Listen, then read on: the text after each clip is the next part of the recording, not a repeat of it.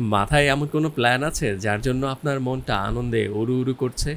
বা কোনো একজনের সঙ্গে দেখা করার জন্য আপনি অধীর আগ্রহে অপেক্ষা করছেন? ইংরেজিতে এমন আবেগ বোঝানোর জন্য আমরা ব্যবহার করি I can't wait to plus verb. এর মানে হলো কোনো কিছু করার জন্য আপনি অনেক আগ্রহী অথবা অপেক্ষা করতে পারছেন না। চলুন কিছু এক্সাম্পল প্র্যাকটিস করি। তোমাকে দেখার জন্য আর অপেক্ষা করতে পারছি না। I can't wait to see you. ও নতুন চাকরি শুরু করার জন্য অধীর আগ্রহে আছে। She can't wait to start a new job. আমরা ইতালি ভ্রমণে যাওয়ার জন্য মুখিয়ে আছি। We can't wait to travel to Italy. আমি আমার বন্ধুদের সাথে দেখা করার জন্য আর তর সইতে পারছি না। I can't wait to meet my friends.